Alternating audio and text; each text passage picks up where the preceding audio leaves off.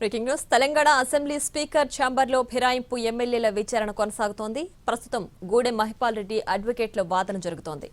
గూడెం మహిపాల్ రెడ్డిపై ఎమ్మెల్యే చింతా ప్రభాకర్ ఫిర్యాదు చేశారు.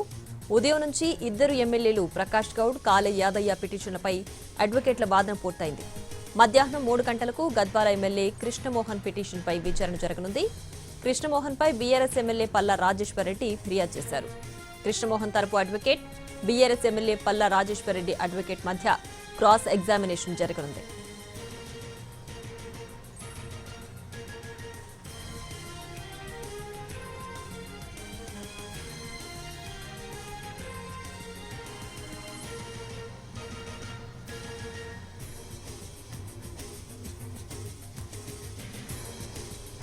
తెలంగాణ అసెంబ్లీ స్పీకర్ ఛాంబర్లో ఫిరాయింపు ఎమ్మెల్యేల విచారణ కొనసాగుతోంది.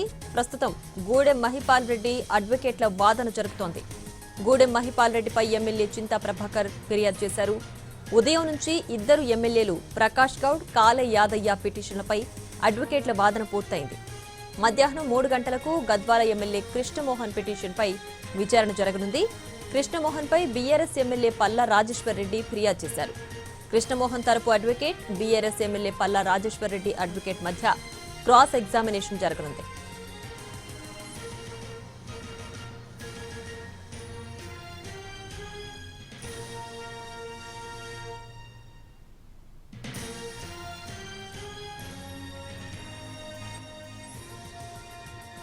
అటుక తెలంగాణ అసెంబ్లీ స్పీకర్ ఛాంబర్లో ఫిరాయింపు ఎమ్మెల్యేల విచారణ కొనసాగుతోంది. దీనికి సంబంధించి పూర్తి డీటెయిల్స్ మా ప్రతినిధి చారి లైవ్ లో అందిస్తారు. చారి, ఫిరాయింపు ఎమ్మెల్యేల విచారణ ఇంకా ఎంతసేపు కొనసాగే అవకాశం ఉంది?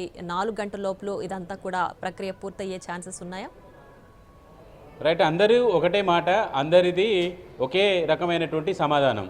ఉదయం నుంచి జరుగుతున్నటువంటి ఫిరాయింపులకు సంబంధించినటువంటి ఎమ్మెల్యేల ఫేస్ చేసినటువంటి అంశాలు ఇవే.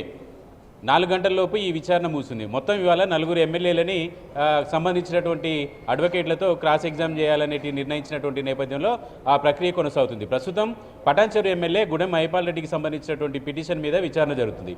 గూడెం మహిపాల్ రెడ్డికి సంబంధించినటువంటి అడ్వకేట్లు బీఆర్ఎస్ పార్టీ నుంచి చింతా ప్రభాకర్ ఎవరైతే ఫిర్యాదు చేశారో ఆ ఎమ్మెల్యే పెట్టినటువంటి అడ్వకేట్లని గూడెం మహిపాల్ రెడ్డి అడ్వకేట్లు క్రాస్ ఎగ్జామ్ చేస్తున్నారు. పార్టీ ఫిరాయించినట్టు దానికి సంబంధించినటువంటి ఆధారాలు, అలాగే పార్టీ ఫిరాయించాడు అని చెప్పడానికి మీ దగ్గర ఉన్నటువంటి ఆధారాలు ఏంటి అనేటువంటి అంశాల మీదనే క్రాస్ ఎగ్జామ్ జరుగుతుంది. అయితే ప్రధానంగా గూడెం మహిపాల్ రెడ్డి గడిచిన కొద్ది రోజులుగా జాగ్రత్తగా పడుతున్నటువంటి పరిస్థితి అయితే మనం చూస్తున్నాం. పార్టీలో చేరినప్పటి నుంచి కూడా ఇప్పటి వరకు ఆయన పార్టీ కార్యక్రమాల్లో పాల్గొనలేదు. పార్టీ కార్యక్రమాల్లో పాల్గొనలేదు. పార్టీ మార్చారు అనేటువంటి నేపథ్యంలో స్థానికంగా ఉండేటువంటి నాయకత్వం బీఆర్ఎస్కి సంబంధించినటువంటి నాయకత్వాన్ని ఎంకరేజ్ చేస్తున్నారనేటువంటి ఆరోపణలు, అలాగే ఆందోళనలు కూడా చేసినటువంటి నేపథ్యంలో వాటన్నిటినీ కూడా గూడెం మహిపాల్ రెడ్డి ఇప్పుడు తనకు అనుకూలంగా మలుచుకునేటువంటి ప్రయత్నం చేస్తున్నట్టు తెలుస్తుంది. ఎందుకంటే పార్టీ ఫిరాయిస్తే కాంగ్రెస్ పార్టీకి సంబంధించినటువంటి యాక్టివిటీ కానీ, కాంగ్రెస్ పార్టీ చేసేటువంటి కార్యక్రమాల్లో పాల్గొంటే దానికి సంబంధించి కొన్ని ఆధారాలు ఉంటాయి. కానీ వీటన్నిటిలో ఎక్కడ కూడా పార్టిసిపేట్ చేయలేదు. అప్పుడప్పుడు మీడియా సమావేశాల్లో కూడా నేను ఇంకా బీఆర్ఎస్లోనే ఉన్నా, బీఆర్ఎస్ ఎమ్మెల్యేనే అనేటువంటి స్టేట్మెంట్ ఇచ్చినటువంటి క్రమంలో వీటినే ఇప్పుడు విచారణలో కూడా ఆర్గ్యూ చేసేందుకు సిద్ధమైనటువంటి పరిస్థితి కనబడుతుంది. ప్రస్తుతం గూడెం మహిపాల్ రెడ్డికి సంబంధించినటువంటి విచారణ జరుగుతుంది. మరొక 15-20 నిమిషాల్లో ఈ క్రాస్ ఎగ్జామినేషన్ కూడా పూర్తి కాబోతుంది. ఇక లాస్ట్ గద్వాల ఎమ్మెల్యేకి సంబంధించి గద్వాల ఎమ్మెల్యే కృష్ణమోహన్ రెడ్డి మీద బీఆర్ఎస్ ఎమ్మెల్యే పల్లా రాజేశ్వర్ రెడ్డి ఫిర్యాదు చేశారు. పల్లా రాజేశ్వర్ రెడ్డికి సంబంధించినటువంటి అడ్వకేట్లు, అలాగే పల్లా రాజేశ్వర్ రెడ్డి కూడా ఇప్పటికే అసెంబ్లీ కార్యాలయానికి చేరుకున్నారు. మరి కాసేపట్లో కృష్ణమోహన్ రెడ్డికి సంబంధించినటువంటి అడ్వకేట్లు, పల్లా రాజేశ్వర్ రెడ్డి నామినేట్ చేసుకున్నటువంటి అడ్వకేట్లకు సంబంధించి క్రాస్ ఎగ్జామినేషన్ ఉంటుంది. ఇలా పార్టీ మారినటువంటి ఎమ్మెల్యేలంతా కూడా ఇదే అంశాన్ని స్పష్టం చేస్తున్నారు, ఇదే రకమైనటువంటి వాదనని వినిపిస్తున్నారు. ఎందుకంటే అడ్వకేట్లు కూడా సేమ్, ఫిరాయించినటువంటి ఎమ్మెల్యేలు తరపున వాదించేటువంటి అడ్వకేట్లు సేమ్, అలాగే బీఆర్ఎస్ నియమించుకున్నటువంటి అడ్వకేట్లు కూడా సేమ్. కాబట్టి అదే రకమైనటువంటి సమాధానాలు, అదే రకమైనటువంటి ప్రశ్నలు కాబట్టి పూర్తి స్థాయిలో అధికార పక్షం, ఇటు ఫిర్యాదు చేసినటువంటి ఎమ్మెల్యేల అడ్వకేట్లు కూడా ఇప్పటికే కసరత్తు చేసి ఉన్నారు. కాబట్టి ఒకే రకమైనటువంటి ఆర్గ్యుమెంట్స్ కూడా కొనసాగుతున్నాయనేది సమాచారం. చారి, అయితే ఇవాళ అలాట్ చేసినటువంటి 4 ఎమ్మెల్యేల అంటే ఫిరాయింపు ఎమ్మెల్యేల విచారణ ఇవాళ పూర్తయిన తర్వాత మళ్ళీ వీళ్ళని విచారణకు పిలిచే అవకాశం ఉంటుందా, లేదంటే కంప్లీట్ ప్రక్రియ మొత్తం ఈ రోజు క్లియర్ అయిపోయే ఛాన్సెస్ ఉంటుందా? ఈ నలుగురు ఎమ్మెల్యేలకు సంబంధించినటువంటి విచారణ ఇవాళ ముగుస్తుంది. ఈ నలుగురు ఎమ్మెల్యేలు ఫిరాయించినటువంటి ఎమ్మెల్యేలకు సంబంధించినటువంటి అడ్వకేట్లు బీఆర్ఎస్ అడ్వకేట్లని క్రాస్ ఎగ్జామ్ చేశారు. అయితే 1వ తేదీన ఈరోజు ఎవరైతే క్రాస్ ఎగ్జామ్ చేశారో 1వ తేదీన బీఆర్ఎస్ పార్టీకి సంబంధించినటువంటి అడ్వకేట్లు పార్టీ మారినటువంటి అడ్వకేట్లని క్రాస్ ఎగ్జామ్ చేశారు.